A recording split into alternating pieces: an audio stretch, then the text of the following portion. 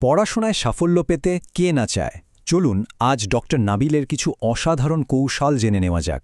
এগুলোকে বলা যেতে পারে আমাদের ব্রেনের অপারেটিং সিস্টেম আপগ্রেড করার মতো। দেখব কিভাবে আরও সহজে আর দ্রুত পড়া মনে রাখা যায়।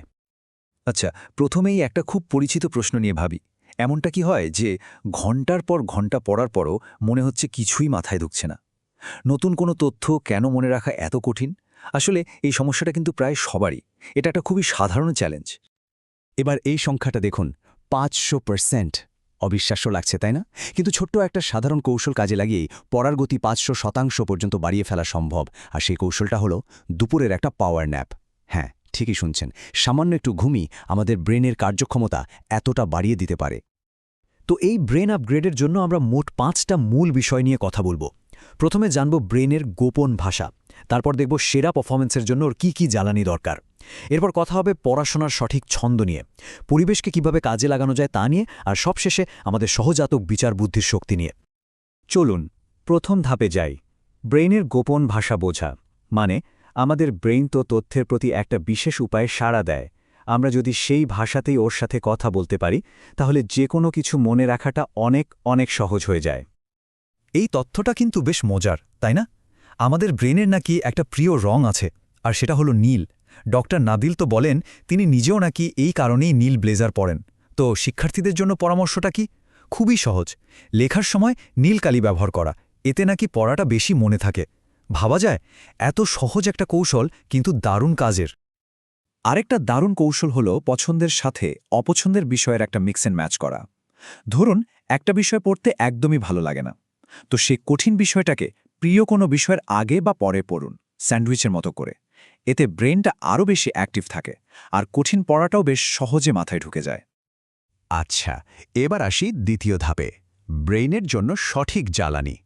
আমাদের শরীর যেমন খাবার ছাড়া একদমই চলে না, ঠিক তেমনি ব্রেইনেরও কিন্তু সেরা পারফরম্যান্সের জন্য ঠিকঠাক পুষ্টি দরকার। এই কথাটা একদম মনের মধ্যে গেঁথে নেওয়ার মতো। ব্রেইনের জন্য সবচেয়ে সেরা আর দরকারি খাবার হলো ঘুম। পরীক্ষার আগে রাত জাগার যে ট্রেন্ডটা আছে, তার চেয়ে অনেক বেশি জরুরি হলো ঠিকমতো ঘুমানো। কারণটা কি? কারণ ঘুমের মধ্যে আমাদের স্বল্পমেয়াদী স্মৃতি বা শর্ট টার্ম মেমোরিগুলো দীর্ঘমেয়াদী স্মৃতি বা লং টার্ম মেমোরিতে পরিণত হয়। মধু কিন্তু ব্রেইনের জন্য একটা সুপারফুড, তবে এটা খাওয়ারও একটা নির্দিষ্ট নিয়ম আছে। যেমন যারা একটু ওজন বাড়াতে চান, তারা ঠান্ডা পানিতে মধু মিশিয়ে খেতে পারেন। অন্যদিকে যারা ওজন কমাতে বা ফিট থাকতে চান, তাদের জন্য কিন্তু গরম পানিতে মধু মিশিয়ে খাওয়াটা বেশি উপকারী। তাহলে ব্রেইনের জন্য এই 3টা সুপারফুডের কথা একদম ভুলে গেলে চলবে না। গভীর ঘুম, মধু আর টক দই। এগুলোকে শুধু সাধারণ খাবার ভাবলে কিন্তু ভুল হবে। এগুলোকে বলা যায় মেধা বাড়ানোর গোপন অস্ত্র। নিজেদের রুটিনে এগুলো যোগ করে দেখলেই পরিবর্তনটা স্পষ্ট বোঝা যাবে। আমাদের আলোচনার তৃতীয় বিষয় হল পড়াশোনার ছন্দ। একটানা ঘন্টার পর ঘন্টা বই নিয়ে বসে থাকাটা মোটেও কাজের কথা না। বরং সময় আর মনোযোগকে ঠিকঠাক কাজে লাগাতে হলে একটা নির্দিষ্ট ছন্দ মেনে চলাটা খুব জরুরি। এই পদ্ধতিটার নাম হল ফোকাসড ইন্টারভাল স্টাডি। এর মূল আইডিয়াটা হল পড়ার সেশনগুলোকে ছোট ছোট ভাগে ভাগ করে নেওয়া, যেখানে কিছুক্ষণ গভীর মনোযোগের পর একটা ছোট্ট বিরতি থাকবে। নিয়মটা দেখুন, খুবই সহজ। 25 মিনিট একদম গভীর মনোযোগ দিয়ে পড়তে হবে। তারপর 5 থেকে 7 মিনিটের একটা ছোট্ট ব্রেক, ব্যাস। এরপর আবার এই একই চক্রটা রিপিট করতে হবে। এভাবে পড়লে মনোযোগ ধরে রাখাটা যেমন সহজ হয়, তেমনি ক্লান্তিও আসে না। আর শেখা জিনিসগুলোকে স্মৃতিতে একেবারে পাকা করে ফেলার জন্য আরেকটা দারুণ উপায় আছে। প্রতি ঘন্টার শেষে মাত্র কয়েক মিনিটের জন্য মূল বিষয়গুলো একবার ঝালিয়ে নেয়া। এতে তথ্যগুলো ব্রেনে ভালোভাবে গেঁথে যায়। কোনো বিষয়ে যদি খুব কঠিন লাগে, তখন কি করা যায়? একটা মজার ট্রিক আছে।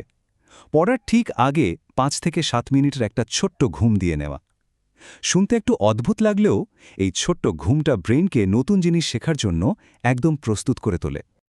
চতুর্থ ধাপে আমরা জানব পরিবেশকে কাজে লাগানোর কৌশল। পড়ার পরিবেশের খুব ছোট ছোট কিছু পরিবর্তনও কিন্তু পারফরম্যান্সের ওপর বিশাল একটা প্রভাব ফেলতে পারে। এই চার্টটা দেখুন, এটা আসলেই চমকে দেওয়ার মতো। দুপুরের একটা পাওয়ার ন্যাপ পড়ার গতিকে 500% পর্যন্ত বাড়িয়ে দিতে পারে।